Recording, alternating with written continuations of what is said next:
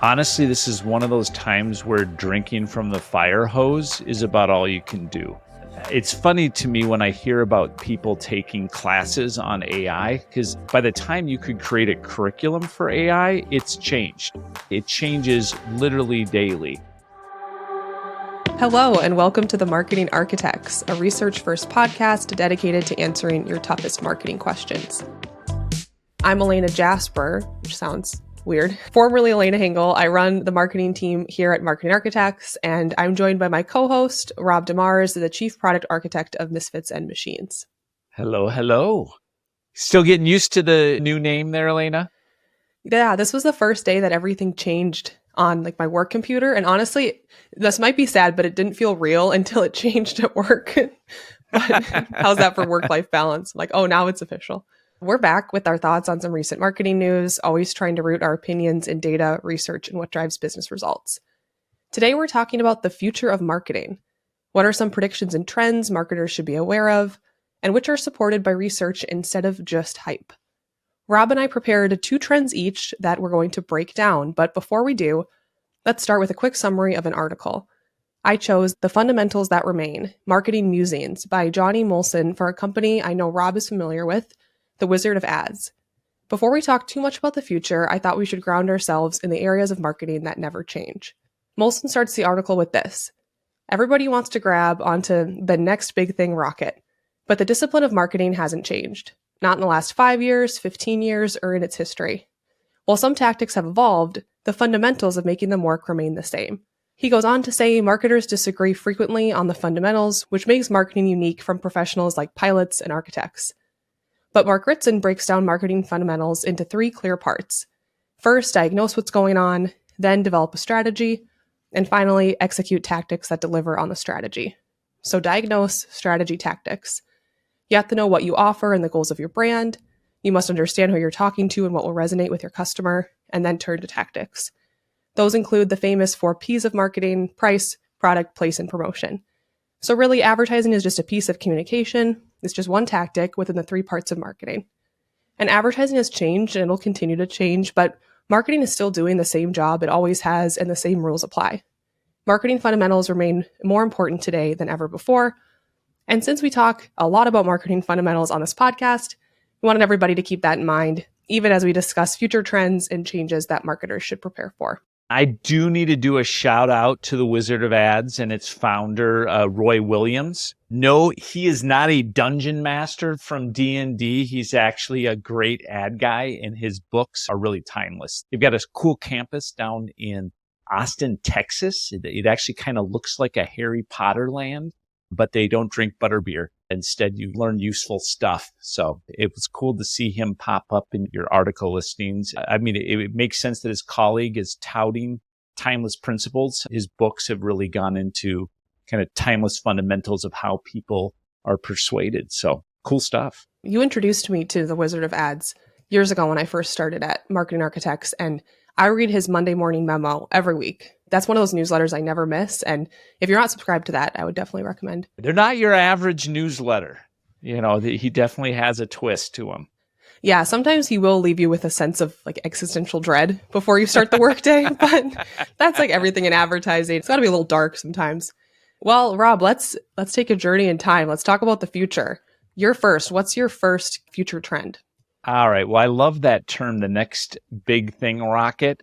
And I don't think there's ever been a next big thing rocket with the propulsion of AI.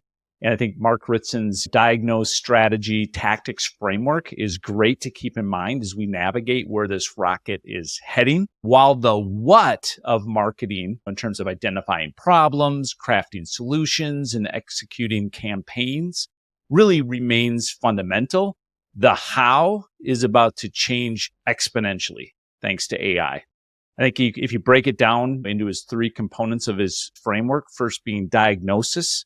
Remember the traditional focus group, weeks of planning, recruiting, analyzing results. Today, AI-generated synthetic audiences can provide those same insights in minutes, really freeing us from the need to sit behind one-way glass and eat M&Ms and focus groups all day long. No, unless you like M&Ms, that's probably a good thing that you don't have to do that anymore. His number 2 in his framework is strategy, and AI is transforming strategy development at a rapid pace. You look at the predictive models suggesting updated market opportunities and pinpointing competitor weaknesses with really laser precision. And then finally, tactics, that the third leg to Ritson's stool. Think hyper-personalization at scale, AI crafting unique messages for each customer's, ad campaigns that adjust in real time to optimize performance. So the framework is still there, but the how we're going to go at that framework is definitely changing. I also think personally that the whirlwind of AI disruption is going to demand a whole new level of agility. I think about the rapid change that we just saw in text to video. The first to market in text to video was a company called Runway, and everybody's eye was on what they were doing. They were the rising star. Then all of a sudden, OpenAI's Sora is demonstrated. And everyone's like, holy smokes, they are leaps and bounds better than Runway. What it comes down to is, who do you hitch your wagon to? And staying agile, really building for flexible integration is crucial if we want to ride this wave instead of being tied to a technological boat anchor. The next 5 years is really just going to be radical transformation, and the exact shape of what that's going to look like is impossible to predict. I also think that this extends to jobs. Elena, do you remember the typesetter? No, you don't. Of course you don't. It was someone's job back in the day to hand set the type used in a print ad. This job was a casualty of desktop publishing. AI will likely create similar job transformations. Really, in particular, highly specialized titles may become obsolete. But as we said earlier, the fundamentals won't disappear. We're going to need to diagnose problems faster with deeper consumer insights, really powered by AI analytics. And our strategies, I predict, are going to be bolder. They're going to be more predictive. The tactics are going to be more personalized. So it's actually a really exciting time to be a marketer, but it's definitely one where we're going to have to keep our eye on the movement in the marketplace. I'm glad you started with AI. I think when we picked this as a topic for the episode, that's where my mind immediately went to. And you're right that it's just massive change. I heard something the other day. They were talking about history and how, like you mentioned, we've gone through changes similar to this before, but the big difference is how fast this is happening. Yes. It's just happening faster. And one question I have for you, I'm trying to think of how do we give some practical takeaways and advice. How do you keep up? Like when there's all this news and everything, I know you love AI and you're interested in it. What do you do kind of on a daily basis to keep up with it as a marketer? Honestly, this is one of those times where drinking from the fire hose is about all you can do. It's funny to me when I hear about people taking classes on AI, because by the time you could create a curriculum for AI, it's changed. It changes literally daily. I have some key podcasts that I consume all the time. The AI Breakdown is a fantastic podcast that I listen to every day. And the founder of that actually has a curriculum that he's now introduced with tutorials that literally come out daily on how to use the new tech. But there's so many great content providers out there in the space, but find the ones that you love and then consume them daily. Just relentless learning. All right. Thank you, Rob. I'm up next. And my first marketing future trend that I chose is the next generation. That's right. We're talking about Gen Z, which you have some experience with, Rob. You're raising some. I do. I sure do. I got a couple of Gen Zers, Zoomers. So this should all be very familiar to you. So Gen Z, they're the latest generation to gain some purchasing power. And there's been almost a panic in the advertising world about how different they are and the new expectations they have from brands, but what's really different about them and what differences matter for marketers? I'd like to point out that I have some personal experience here. Since while doing this research, I learned that I'm actually a Zillennial because I was born on the cusp of Gen Z. But I would say I really relate a lot more to my millennial peers. I found a great article from Ariel Fager for eMarketer called Guide to Gen Z: What Matters to This Generation and What It Means to Marketers. And honestly, this could be its own episode. So please go read the article. I'll summarize kind of the biggest things I think marketers should keep in mind when we're thinking about advertising to Gen Z. First, who are they? They are those born between 1997 and 2012. They made up about 20% of the US population as of 2023, and had an estimated buying power of 360 billion already in 2021. Their economic influence is growing as they enter the workforce, and they are digital natives. They're comfortable with new technology, even, as Rob just mentioned, AI. I found this stat: 61% have a positive attitude towards AI-generated content on social media. They also have a strong sense of social responsibility. They're advocates for mental health, environmental sustainability, racial and gender equity, and say they expect more authenticity from brands. And one of their interests, sustainability, has boosted the resale market. They're also more likely to consume streaming, video games, and podcasts than traditional media. And of course, social platforms like Instagram, TikTok, and YouTube play a huge role in their lives. They might say that their digital lives and real-world lives are really one and the same. Gen Z will dominate mobile banking by 2028, and they've adopted buy now, pay later more than other generations. So marketers, I think you should consider creating engaging and authentic content for Gen Z. I remember that study we shared a few episodes ago when we were talking about celebrities. Gen Z found non-celebrities more attractive than actual celebrities. Wow. So yeah, if you're selling to this audience, you need to be on social like TikTok and Instagram. Their product discovery is really taking place there. They're also just more open to advertising on social in general.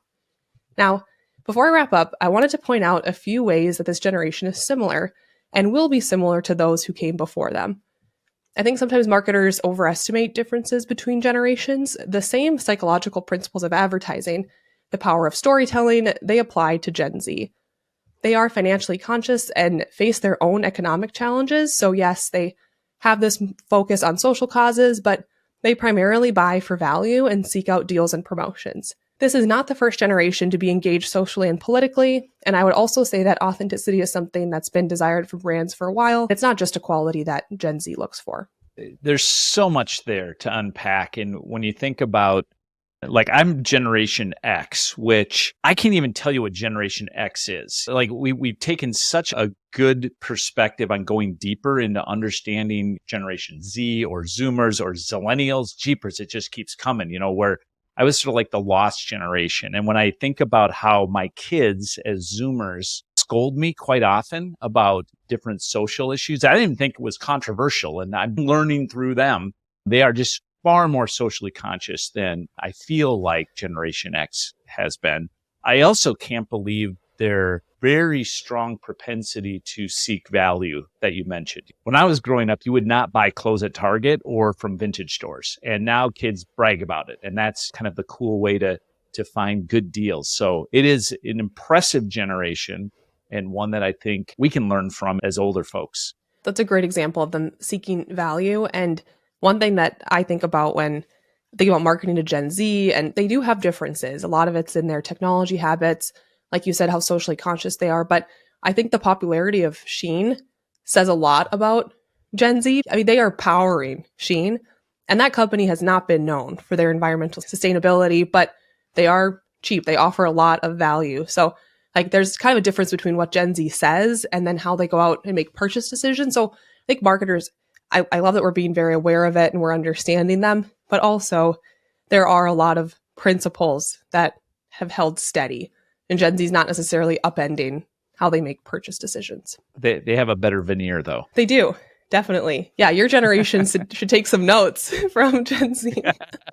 I hear that every day from my daughter. Okay, Rob, let's move on. Trend number 3. I know that you've been nerding out with Apple's Vision Pro. You unfortunately wore that to a podcast a few weeks ago. Yes, so I did. I think this next trend, I want to know your thoughts on augmented and virtual reality in marketing. I want to love it, and I want it to be a thing. Hey, quite honestly, I love my Vision Pros, but gosh, after a half hour, I can't wear them anymore. So as much as I love the idea of VR and AR, I am not super bullish on the impact it's going to have on marketing anytime soon. Mass marketing requires mass adoption of the platform it's using to market. So by its very nature, that kind of traction just isn't happening in the space. I mean, you're strapping a computer to your face sector hasn't been a big sector. The form factor, the cost, I think in the use cases need to dramatically improve for any kind of meaningful marketing to happen through a VR experience. I think the headlines are going to continue to point to examples like Zillow using Vision Pros to allow people to take tours of houses. Super cool, really good, fun articles and clickbaits that we can get in the marketing rags regarding VR. But we're miles away from it actually being a viable channel. It's a hardware-centric medium, and hardware is hard. How often are you wearing your Vision Pros now compared to when you got them? I wore them for the first time on an airplane last week, and I did feel publicly shamed a little bit, but I do wear them, I'd say, every other day. I mean, it's the best like movie viewing experience you can have. But again, having them cooking on your forehead for an extended period of time becomes taxing. It's going to be a while. And again, it's not like a phone where we were already using mobile phones before the iPhone. And so people had a very compelling use case to carry something in their pocket. And so then the device just became better. I just don't see that happening with these headsets. Yeah, and if you think if any company was going to be able to make them a mass market product, it'd be Apple. And maybe they still will, but I agree with you. I think I've seen some brands do cool activations with AR, but maybe it's safe to say if you're a marketer of all these trends, maybe that's not one you have to really worry too much about yet. We got enough on our plates. Would you kind of agree with that? Yeah, I feel like the headlines generated by marketers doing the AV experiences are a more compelling form of mass marketing because they seem to get the attention like, oh, this brand did this really cool thing. But how many consumers actually experience that marketing effort is, I think, far fewer than those that actually hear about it. Well, let's talk about the final trend. I've come prepared to talk about ad formats. And I think that trend is a good one to cover next because I think it's pretty relevant for marketers. I've seen how they're changing and I think they'll continue to change. We all know the impact that TikTok has had on how content is consumed. And whether or not TikTok stays around or changes, it's still changed content consumption. But you might be surprised to know teens are actually consuming YouTube more on a daily basis than TikTok. And as a result of, isn't that? I had no idea. As a result of both like YouTube and TikTok and their popularity, ads are becoming shorter and video content is really dominating digital. YouTube, Snap, and Meta rolled out new short form ad video formats last year. And these aren't the only format trends that marketers should be aware of. Personalized and data-driven ads tailored to an individual are becoming the norm. Influencer marketing and user-generated content will continue to grow. And there are now even new ad formats like AI-generated advertising, AR and VR, which Rob just covered, and even shoppable TV ads are expected to become more common in the future. Advertising is definitely becoming more immersive, interactive, and personalized, all driven by technological advancements and shifts in what we expect from brands. But again, the more things change, the more they stay the same. The way we approach these new ad formats can be rooted in marketing effectiveness principles. For example, these new digital platforms work because they offer access to reach, broad audiences, and light buyers. We still have to make sure our ads have broad appeal and they're easily recognizable, especially while you're scrolling through that feed at a rapid pace because we want to maximize mental availability. Highly personalized ads can improve engagement and efficiency in the short term, but be wary of focusing too heavily on personalization because it can limit long-term growth depending on how you use it. And all these technological advancements are great, but without strategy, understanding your audience, great creative, clear measurement, all things fundamental to marketing, these new ad formats probably won't help you much. Yeah, that's so true. When you think about our own history, back in the early days of whether it was billboards or magazines or print and then television and radio, I think to the point that you started this whole thing with the article from Wizard of Ads, it's all fundamentally built on the same principles, regardless of channels. And there's just so many different channels out there. Yeah, hard to keep track of. And one thing that I was thinking about when I was thinking about ad formats and how they've changed is digital. A lot of the strengths of digital are actually the same strengths that we advocate for with TV. But with TV, like it's harder to buy into it, probably harder to measure it. Maybe that's the reason why. But reach is so essential to growth. If you think about working with an influencer or putting something on YouTube, like that, those platforms just have such massive reach. And you are reaching people that are in market, who are out of market, which again is something that we talk about like, hey, this is why TV is valuable. But With digital, it's like, oh, it makes sense that it works because it's following some of those same principles. Well, Rob, our last question. We talked a lot about the future today, but as human beings, we're equally interested in our past. But what about Rob DeMars? Would you rather travel back in time to experience the past or forward in time to experience the future? Boy, I got to tell you, I always love the Jetsons more than the Flintstones. All right. So I love the future. I love the idea of the future. I believe our hygiene skills have also gotten better with time. I feel like bathing was more optional the further back in time you go. So I'm going to have to go with the future. How about you, Elena? Yeah, that definitely resonates with me. I think people romanticize like the Pride and Prejudice era, but think about how stinky everybody was. You don't think about that. Mr. Darcy definitely smelled. So kind of ruins the romance. Honestly, I was tempted to say the past because there are some past moments I'd love to go experience, but I think today, especially with AI and all of the change, I feel like it's almost irresponsible not to go to the future. I'd love to see what are things like, how have things changed. So today I'll have to say the future, but I think like any human, depending on the day, I could want to go to the past or to the future. Reminisce a little bit. Yes. That's it for this episode of The Marketing Architects. We'd like to thank Ayana Klaphocky for producing the show and Taylor De Los Reyes for editing. You can connect with us on LinkedIn, and if you find the show valuable, please leave us a rating and review. And if you'd like to hear more from us, subscribe to our weekly email newsletter. It's built for marketers seeking research-first analysis of the latest trends. You can go to marketingarchitects.com/newsletter to subscribe. Now go forth and build great marketing. Have you heard about how back in the farm days, they had one bathtub and the most senior person would bathe first, and it would be the same water, right? So then the next lower person in the totem pole would take their bath. So by the time the baby was given a bath, I mean, you couldn't see in the water anymore, right? And that's where the term "don't throw out the baby with the bathwater" came from. I was about to say, like, that reminds me of that saying. There you go. That is truly disgusting. So thank you, Progress.